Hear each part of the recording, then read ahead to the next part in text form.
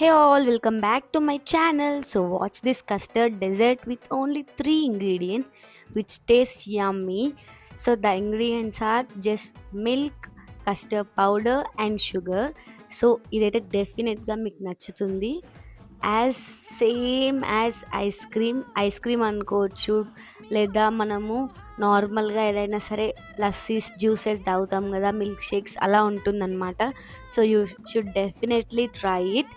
First ఒక బౌల్లోకి custard powder and milk వేసుకొని బాగా మిక్స్ చేసుకోవాలి లంప్స్ లేకుండా. అండ్ ఇంకా కొన్ని పాలు ఒక ప్యాన్లో వేసుకుని దాంట్లో కావాల్సినంత షుగర్ వేసుకోండి. అండ్ దెన్ పాలు కొంచెం హీట్ అవ్వాలి, not boiling. And then we should add this mixture. So ఇక్కడ నుండి అసలైన process start, because we should be continuously mixing అనమాట. ఒక్క నిమిషం ఆగినా సరే లంప్స్ అనేటివి వచ్చేస్తాయి. సో లంప్స్ వస్తే రెసిపీ ఫ్లాప్ అవుతుంది. జస్ట్ సింపుల్ రెసిపీ క్వైట్ 10 మినిట్స్లో అయిపోతుంది. సో దాన్ని నీట్గా లంప్స్ లేకుండా మిక్స్ చేస్తూనే ఉండాలి. కన్సిస్టెన్సీ వీడియోలో కనిపిస్తున్నట్టు వచ్చిందాకా వెయిట్ చేయాలి. సో గైస్, ఈ రెసిపీ మీరు ఖచ్చితంగా ట్రై చేసి నాకు కామెంట్ చేయండి. Definitely you guys will like it. I promise, I'm sure that you'll like it.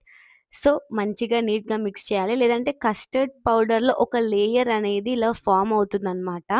So అలా ఫామ్ అవ్వకుండా మనం మిక్స్ చేస్తూనే ఉండాలి. And then we need to transfer it into another bowl. And మనకు కావాలంటే రెఫ్రిజిరేట్ చేసుకోవచ్చు, లేదంటే అలా కూడా తినేయచ్చు.